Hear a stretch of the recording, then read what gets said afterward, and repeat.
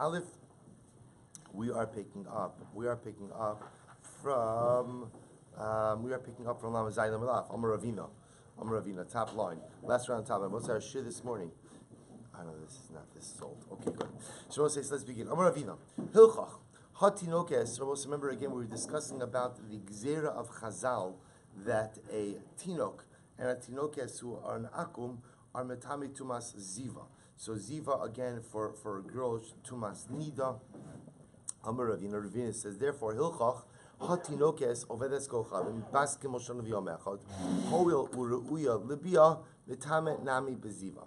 So therefore Ravina says, therefore by a girl, an Ovedes Kochavim, a young Akum child, who is the age of 3 years old in one day, since at that age she is Roy Libya, therefore again the rabbinic Tumas Ziva is conferred upon her as well.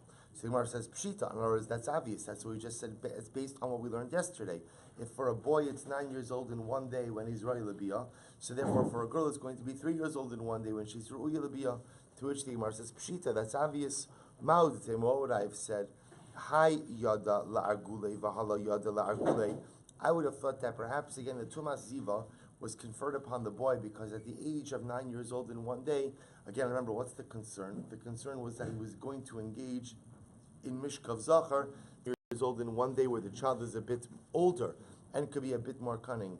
That ultimately we have to be concerned with this. But for a girl of 3 years old in one day, there's no concern. Kamash Malan, no. Kamash Malan, that as soon as the child reaches the age where the child is Roy or Ru'uya Labia, the Tumas Ziva is conferred. Mistamech va'az Rabbi Huda Nesiya akasei Rabbi Smaloi Shamei. Rabbi Huda Nesiya was leaning on the shoulder of Rabbi Smaloi, his servant. Not his servant, his attendant. Amrle Smaloi, Lo Yise Amshavei Samedrash Kishetanu Asashem. Rabbi Huda Nesiya says to Rabbi Smaloi, you were not in the base medrash yesterday when we permitted the use of Shemen Akum. When we permitted the use of Gentile oil. In other words, originally it was prohibited, and then in the Beis Din we were matir it. Amar lo biyamenu tatir af asapas. So let's listen to this. Rabbi Smaloi says back to Rabbi Huda Nesiya. Remember, Rabbi Huda Nesiya is the grandson of Rabbi Huda Hanasi. They're two different people. Rabbi Huda Hanasi is Rabbi, the codifier of the Mishnah. Rabbi Huda Nesiya is his grandson. So Rabbi Smaloi says back to Rabbi Huda Nesiya, wait, Rabbi, you're going to see, in our days, we're still going to permit pasakum. Now, what kind of bread was he talking about? So this kind of, we spoke about this a little bit yesterday. This was really a reference to paspalter, bread of a Gentile baker, more commercial bread. Amrlo, imkein karulan beis din sharia.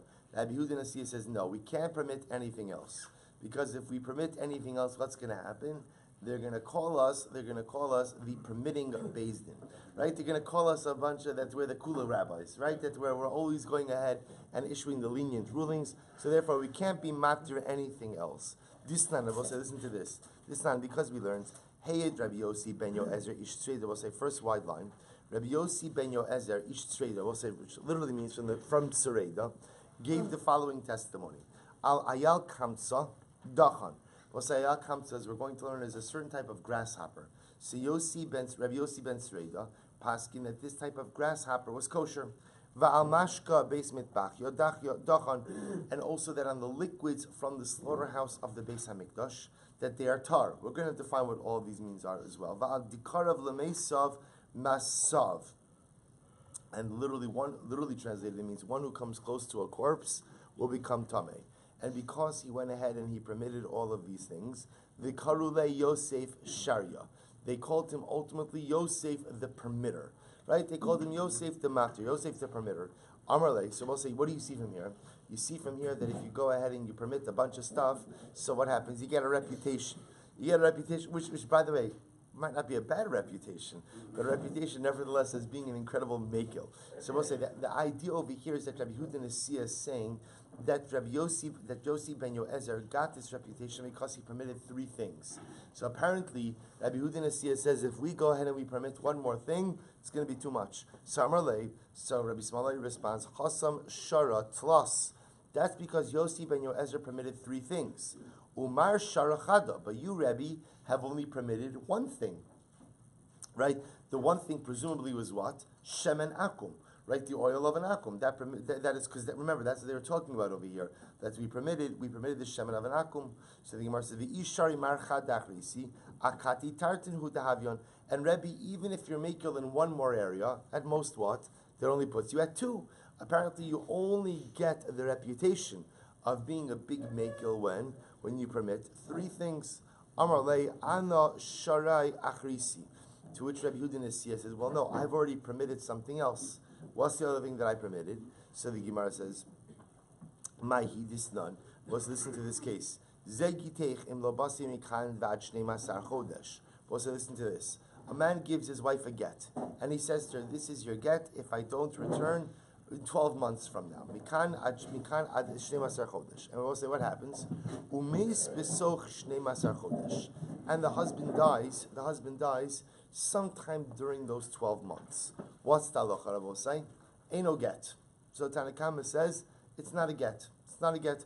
Why? Because at the end of the day, he died, and ain't get la'achar misa. There is no get after death. V'tani Allah, Rabbi say, yet we learned, Rabbi Sinu hitirua li nase, that the rabbis permitted her to remarry. V'amrinan, my Rabbi Sinu, and Rabbi say, what that means is when you say the rabbis permitted her to marry, it's another way of saying that the get is good. So what happened? V'amrinan, my Rabbi Sinu, Rabbi Shmuel Beis Dina Dishara Mishra. That's a reference to the Beis Din, which permitted the use of Gentile oil. And we'll say, now that's the Beis Din of Rabbi Yehuda Nesiya. So you see, at the Beis Din of Rabbi Yehuda Nesiya permitted a woman to get remarried based on this get. We'll say, so what's the pshat? Savar Rabbi Yossi. Because Rabbi Yehuda Nesiya is based on Rabbi Yossi. What is Rabbi Yossi? The Amar Zmano Shal Shtar Mochiach Alav. We'll say, we saw this before in Gittin. Rabbi Yossi is of the opinion that Rabbi will say, whenever there is a date effectively triggers a retroactivity clause. So when there is a date in the get, and the husband says, if I don't come back within 12 months, or at the end of 12 months, this is your get, and there is a date in that get, I will say, then what does that effectively say? If I don't come back after 12 months, the get is chal as of when? As of when? As of the date written in the get. There's retroactivity clause. Therefore, I will say, it turns out that even if he dies within the 12 months, at the end of the day, one thing is clear, which is what? He's not coming back after 12 months.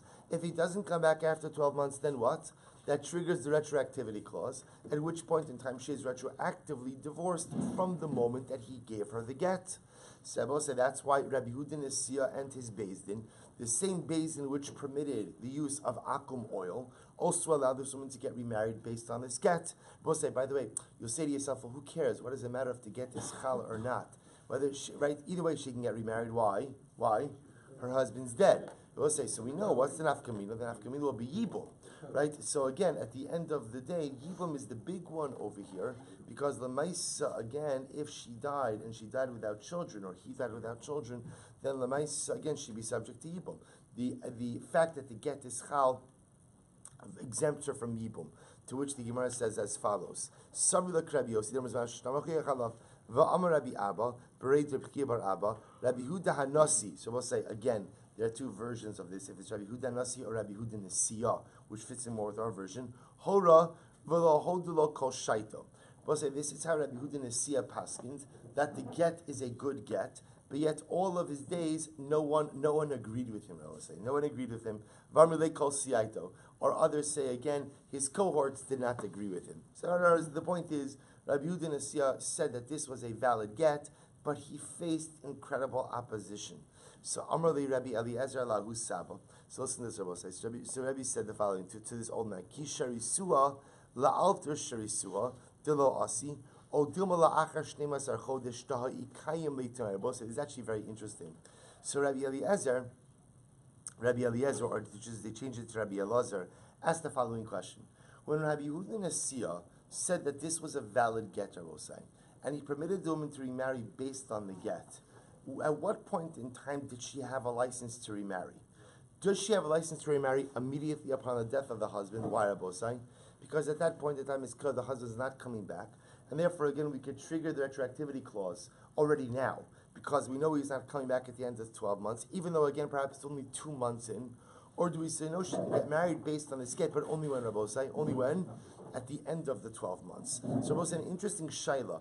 In this case over here, we know the husband is dead, so we know he's not coming back after 12 months. Can we trigger the retroactivity clause now at the moment of his death, and therefore allow her to get remarried now, even though, again, he only left 2 months ago? Or do we say, no, the way it works is we have to wait until the end of the 12 months, then the retroactivity clause is triggered, and only then can she get remarried. But the truth is, why are you asking this kasha ultimately again on the psak of Rabbi Yehuda Nesiah? You could ask this kasha already on the Mishnah. Disnan, harei zekitech me'achshav im lo basi mikan ad shnei masar chodesh. If a man says to his wife, this is your get from now, me'achshav, if I don't come back after 12 months, umeis b'soch shnei masar chodesh, and he dies within 12 months, so havi get. Ultimately, again, the get is good. Why? D'haikayim le tanoi. Because Rabbi say, ultimately, again, the tanoi was fulfilled. Because Rabbi say, now understand, this case is a bit easier. Why? Because the Maisi here, he used one very important word, which is me'achshav. Right? Well, me'achshav will say triggers retroactivity clause. So the Gemara says, what? So Rabbi Elazar, why are you asking ultimately again, Rabbi Yehuda Nesiah? Why don't you ask your kasha on the Mishnah? You could ask the kasha. Is the get chal immediately because we know again that he's not coming back after 12 months? Or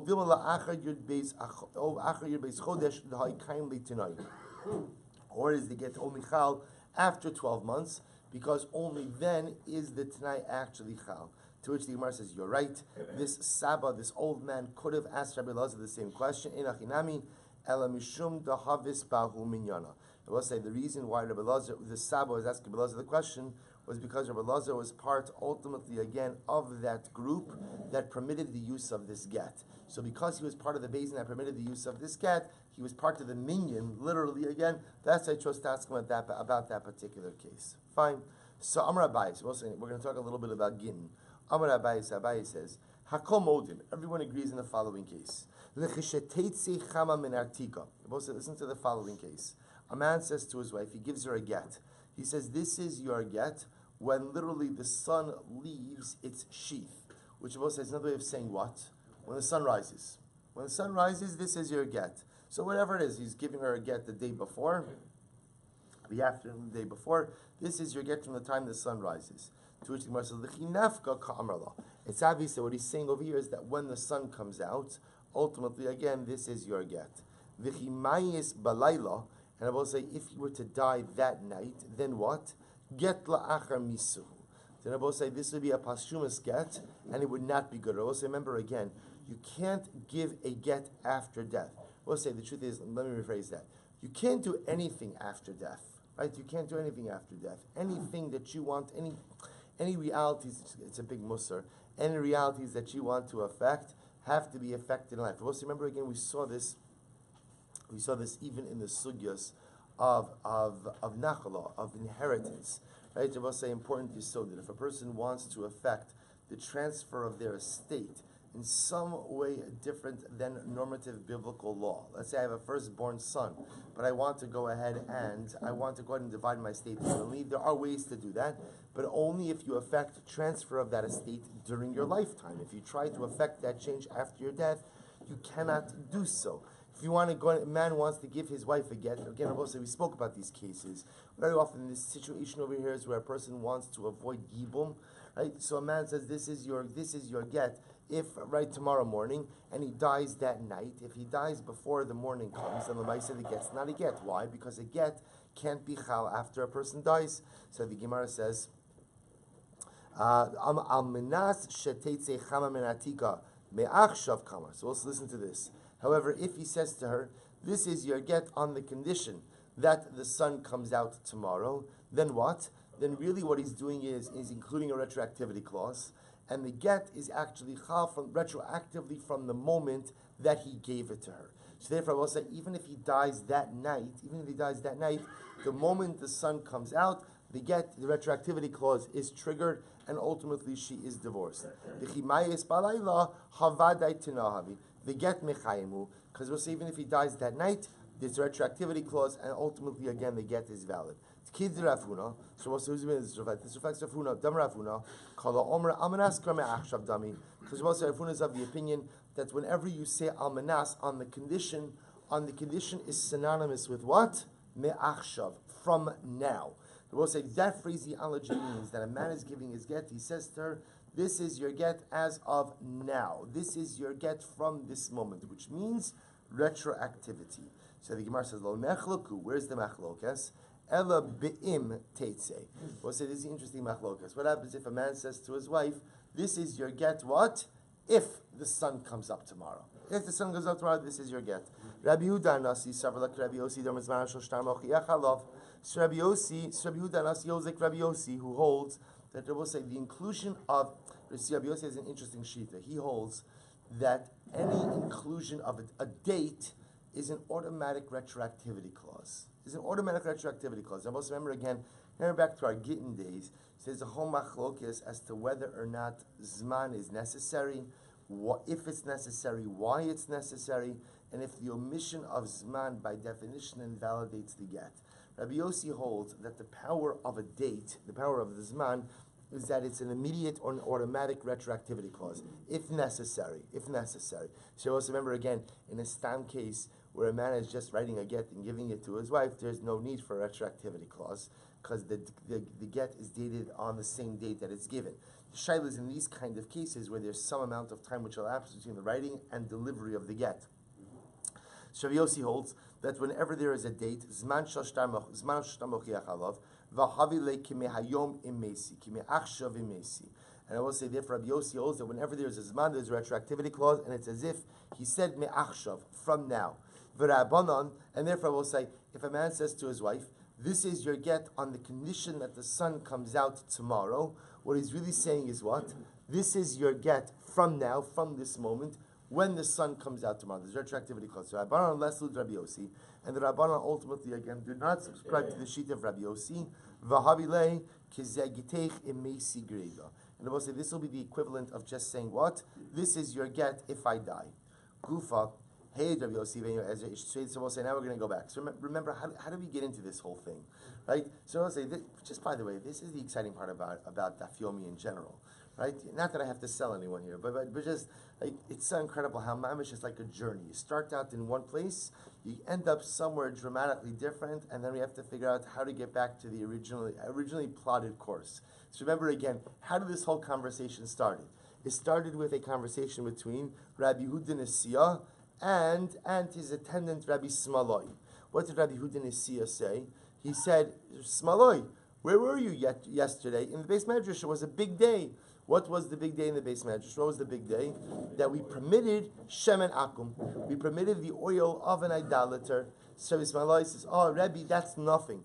Wait, you're going to see, we're going to permit pas akum in our days, or pas palter in our days." To which Rabbi Yehuda Nesiah says, Hold on, I don't want to get a reputation as being a big makel, as being lenient. Remember, I've already issued a number of leniencies, because look what happened to Yossi ben Sreida. What happened to Yossi ben Sreida? He permitted three things, right? He permitted three, and we're going to go through those three things now. He permitted those three things, and they called him Yosef Sharia. They called him Yosef the Permitter. That was a shtach, right? They called him Yosef the Permitter, right? They said, he's so makel. And Rabbi Yehuda Nesiah says, I don't want to get that reputation. To which, again, Rabbi Smalai says, don't worry about it. He permitted three things. He only permitted one thing. He says, no, I've actually permitted two things. One was shemen. The second was this case of the get that we just dealt with. And if I go ahead and now permit paspalter, that's going to be a third thing. So also, so now we're going to take a step back and analyze the three things that Yossi ben Sereida permitted. So also, so says the Gemara, Gufa hey Yossi ben Yoezer ish Sereida al ayil kamsa dachan. So we'll say number one was that this type of grasshopper, ayil dachan, was in fact, I will say dachan means, al kam dachan means tahor. But I will say what it really means is fit for consumption, kosher.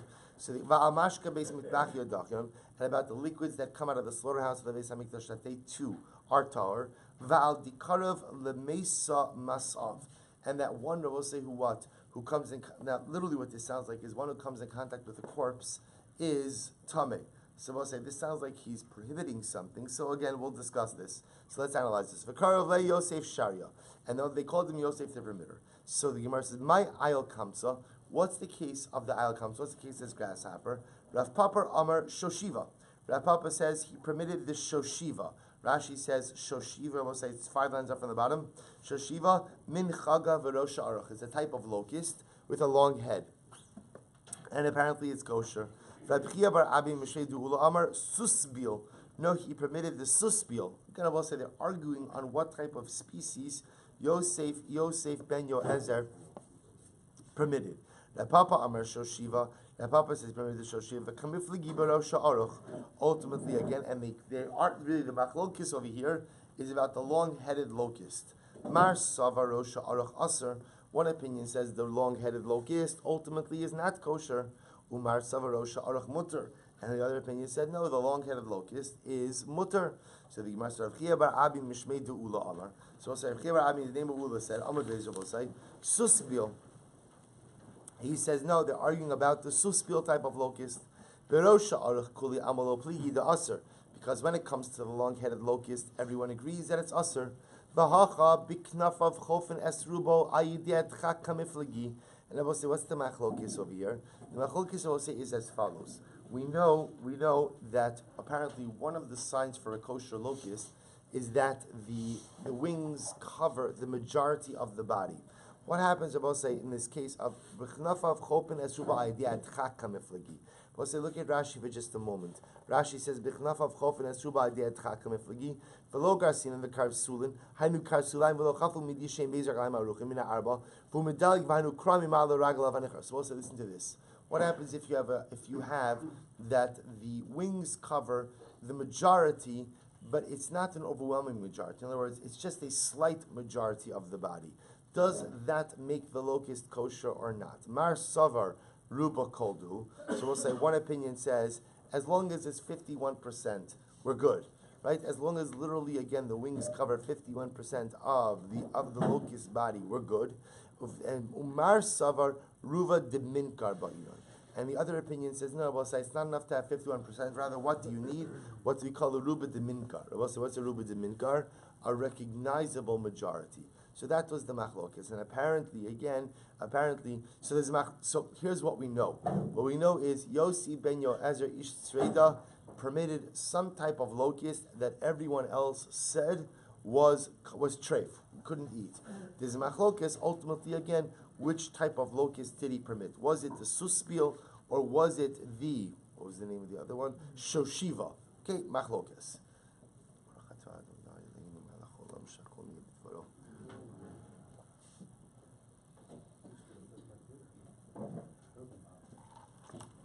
Let's go weiter. Second thing he permitted was that the liquids of the temple slaughterhouse will be permitted. So we'll say, my dachan, I should say, will be tahar. So the Gemara says, what does that mean? My dachan, what does it mean it'll be tahar? Rav Amar, dachan mamish. So Rav says, it literally means tahar. That the liquids themselves, or we'll say, can't what? But number one, can't become tameh, and number two, can't convey tumah. Shmuel says, Dachan milatame acheri. Shmuel says, no, what it means is they can't convey tumah, aval tumas atzman yesh bohen, but they can become tameh. So we'll say, so fundamental machlokes Rav and Shmuel as to what the heter of Yossi ben Yoezer was. Rav says that the liquids of the temple slaughterhouse, we'll say, cannot become tameh, and obviously if you can't become tameh, then what? You can't transmit tumah either. Shmuel says no, they can become tameh, they just can't transmit tumah. So let's analyze this a little bit. So the Gemara says, Rav Amar Dachan Mamish. So we'll say Rav says they can't, literally again, they can't become tameh, and therefore can't convey tumah. He says Kasavar Tumas Mashkin Dirabanan. So we'll say he holds as follows. First of all, the whole idea that liquids can become tameh is a din dirabanan. Right? That's the whole idea. He says Tumas Mashkin Dirabanan. V'chi gazer Rabbanan Tuma b'Mashkin Da'alma. And when did the Rabbanan go ahead, I will say, and impose their halacha on general liquids? Aval b'Mashke b'Mitbachya lo gazer Rabbanan. The Rabbi will say on the liquids, right? On the liquids, they will say, by the way, when we say the liquids, what are the liquids of this? So again, it's blood, it's water. So the Rabbanan were not gozer. We'll say, by the way, This would seem to be in consonance with other halachas. We know that in general, dinei dirabanan do not apply in the Beis Hamikdash.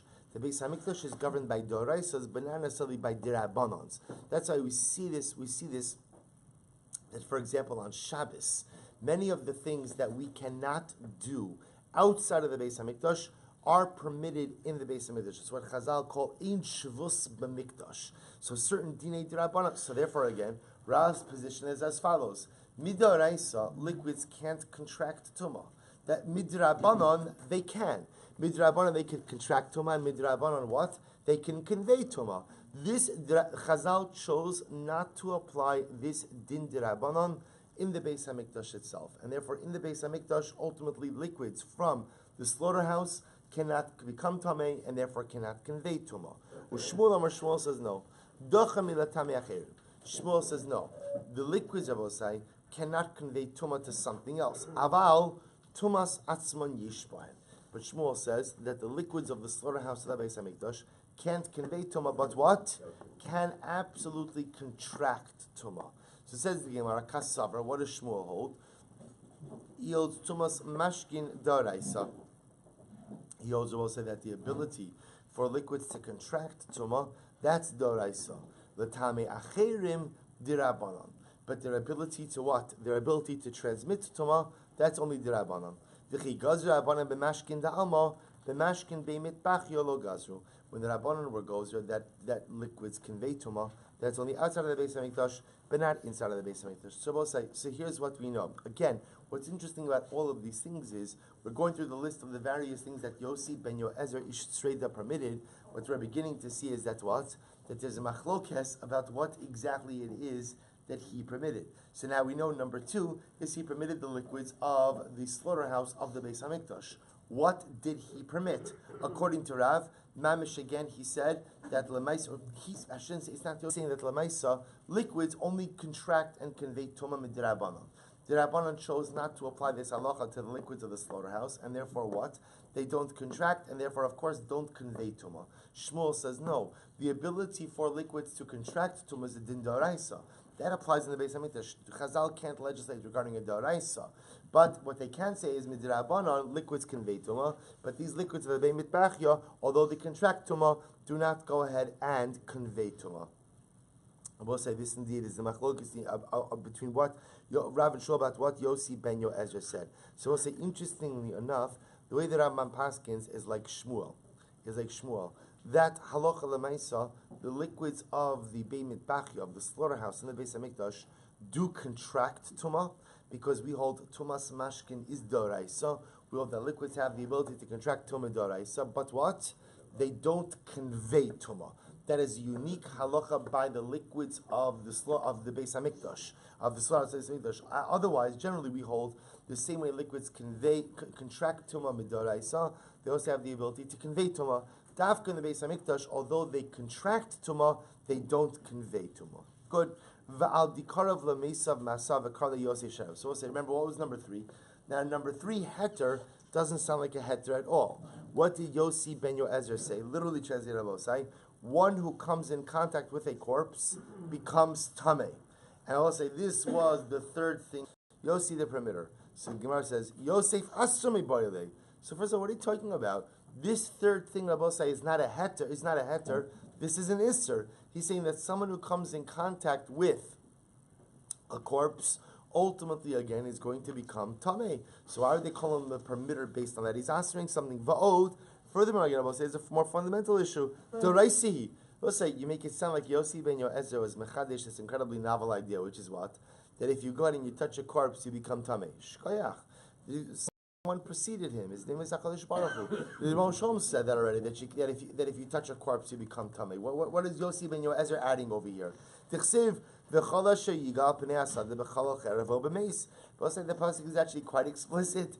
If you touch a dead body, you become tamei. Karev tamei. Dikarev tar. It will say midaraisa.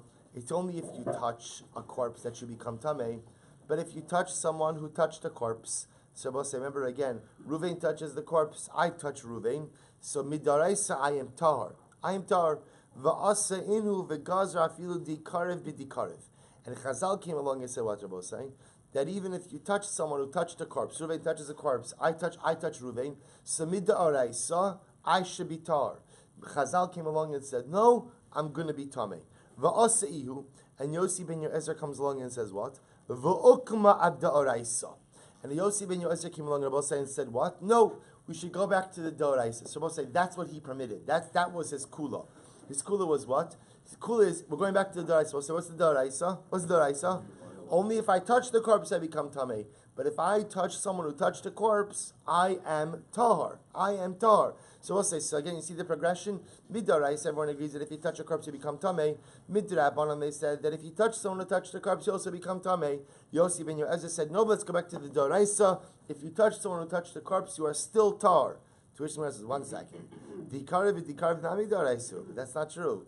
It will say, the halacha is, if somebody touches a corpse, they become an avatuma. And mid'araisa we say that if an avatuma touches another person, then what? That person becomes a rishon l'tuma. And that's d'araisa dichsiv, v'chol asher yiga bo hatame yitma. We'll say it's mefurish pasuk. The pasuk says, and anything which the tame, who is the tame? We'll say that's Ruvain. When Ruvain touches the corpse, he becomes an avatuma. So you know that tuma is like a progression. So remember, the corpse is the avi avos hatuma. Is the mothership of Tumah. Right when Reuven touches the corpse, he becomes an Avatuma. When he touches someone else, that person becomes a Rishon. The pasuk explicitly says that if you touch the Tameh, you too become Tameh. To which the Gemara says, you're right. Amru Rabbana Kamei Rav Mishmei de Mar Zutra. So the Rabbana said this over in front of Rava, who said the name of Mar Zutra, Beid Rav Nachman, Damar Mishmei Rav Nachman. Listen to this. I'll tell you what the halach is. I'll say, watch this. If Reuven is touching the corpse, actively touching the corpse, and I touch Reuven, then Einach Nami Rabbi say, I become Tamah. It's called Tumas Shiva. What's Tumas Shiva, Rabbi say? Tumas Shiva means I have to observe the 7. Rabbi say, so the idea is, if I go ahead and there's an unbroken chain. So we'll say, this is literal. This is not like a metaphor. Reuven is touching the corpse, me and the corpse, albeit an indirect connection. I'm touching Reuven touching the corpse. So we'll say, that type of tumor, I'm touching the person who is touching the corpse, that's called what we call bich. And I will say, I have the 7-day tumah period, as if what? I will say, as if what? As if what? I touch the corpse directly. However, again, shalo bichiburin, but I will say, if Reuven touches the corpse, and then he walks out of the room, and then he touches me, then what? Then what? I am tamei, but only what? Tumas erev. I will say, which means a 1-day tumah. A 1-day tumah. The gazer afilu shalo bichiburin. And ultimately, again, what happened? I was saying, so he was gozer, even shalo bichiburin tumas shiva. So we'll say, so what happens? I'm sorry, not Yossi ben Yoezer. The Rabbanan came along, and the Rabbanan said, no. Even if I touch Reuven, and Reuven is not touching the corpse, I still have to observe tumas shiva. And what happens? Va'aseihu, Yossi ben Yoezer came along, and what did he do? Va'ukma adaraisa. Yossi ben Yoezer came back and was saying, what did he do? Reuven's touching the corpse. Then what? Tumas Shiva. But if Reuven's no longer touching the corpse and I touch Reuven, then what? Midoraisa. So Dichsiv, Hanogia b'meis l'chol nefesh adam, v'tamei shivas yamim. Because also, on the one hand, the pasuk says that if somebody goes ahead and touches the person, he will be impure for 7 days. Ksiv, v'chola sheyiga ba'atame yitma. Also, the pasuk says anything that the tamei touches will become tamei. Ksiv, Hanefesh Hanogas touches the mace will be tamei until the evening. So we'll say you seem to have a contradictory psukim. On one hand, the pasuk tells me that if I touch the mace, I'm going to be tamei for 7 days. So we'll say, what's the case? Kan bichiborn, kan shelo bichiborn. We'll say it's not a contradiction. Again, when am I tamei for 7 days? If I am touching the person who took 7 days.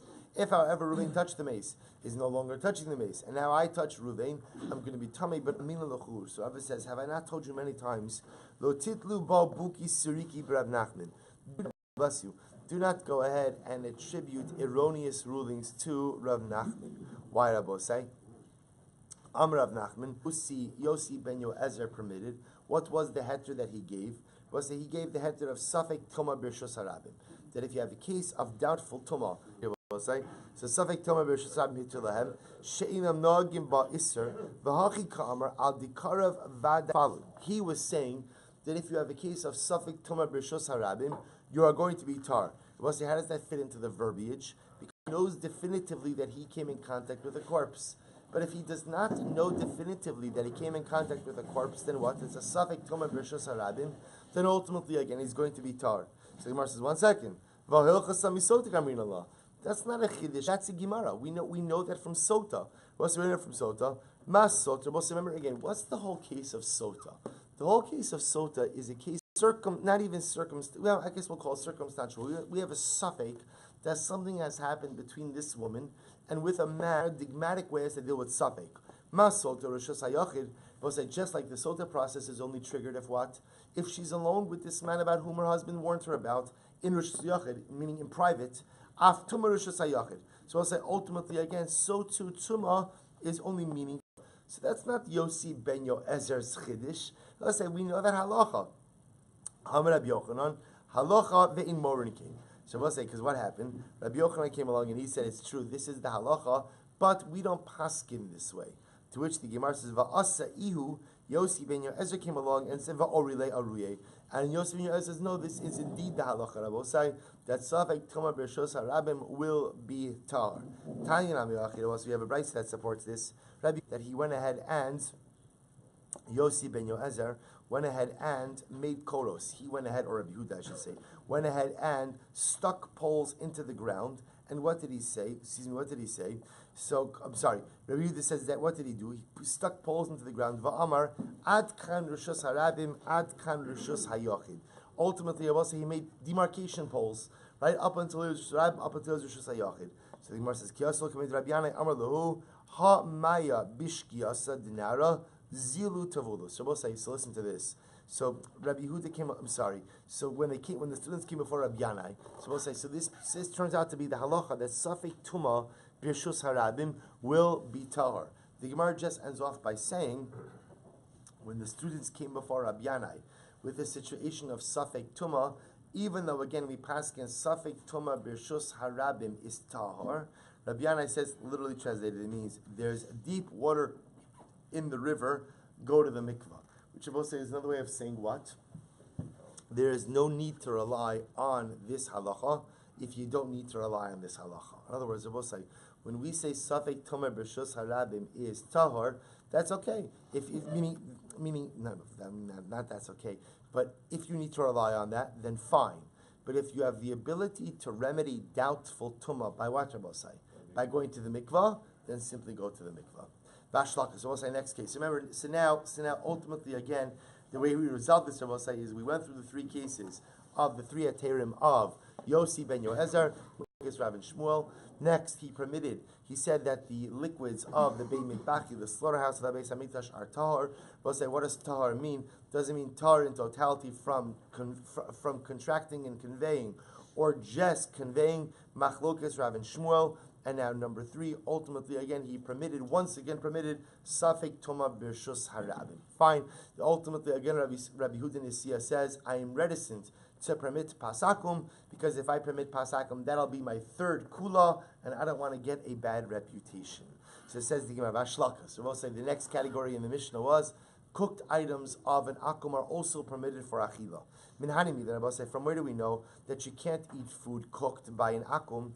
So Amar Rabbi Chia bar Abba, Amar Rabbi Yochanan, Amar Kra, Ochel ba'kesef tishbireni. So we'll say, remember again, the pasuk says this is when Klal Yisrael wants to pass through the lands of Sichon and Og. So they send the message. What's the message? The message is Ochel ba'kesef tashveni. Listen, Melech Edom. So they say, don't worry, we're going to buy food. We're going to buy food from you. Ochel ba'kesef tashveni, v'achalti mayim ba'kesef titein li. Just we'll buy everything. It'll be good for your economy. So the Gemara says, so kimayim. So we'll say, so the pasuk is comparing food to water. In other words, Klal Yisrael said to the Gentile nation, we will buy food and water from you. So the Gemara says, it's comparing food to water. Ma mayim shelo nishtanu, af ochel shelo nishtana. Just like water is unchanged, so too we could buy food from you if it's unchanged. In other words, we'll say, we could buy food from you, Gentile king, if what? If it's in its raw, unchanged state. But if it is changed in any way, we cannot go ahead and purchase it from you. I will say this, by the way, just so you understand, this is the sugya of Bishal Akum. This is the sugya of Bishal Akum, that you can't eat foods cooked by a Gentile. This has nothing to do with kosher ingredients. This is one of the general prohibitions concerning chasnus and a way of avoiding intermarriage. So we'll say, so again, in order to purchase the food, in order to eat the food of an akar, it has to be like water. Just like water is unchanged, so too the food must be unchanged. So if that's the case, then you're telling me if the Gentile took wheat and he made it into wheat kernels, roasted kernels, at the end of the day it's changed. Maybe you'll say indeed that is true. Vatanya, we learned but yet we don't say that's what? That if the Gentile took the wheat and he made it into parched kernels, that I can go ahead and purchase it from him. Ella kemayim, rather, what does it mean like water? Rather, what it means is just as water is in its original state, so too any food must be in its original recognizable state as well. See, even though when he makes the wheat into the parched kernels, the kernels are still recognizable. So if that's the case, if he takes wheat and he grinds it up, so you're going to be telling me now you can't purchase that from the akar, we'll say, right? Because wheat no longer looks like the original, flour no longer looks like the original wheat. Maybe you'll say this is indeed the case.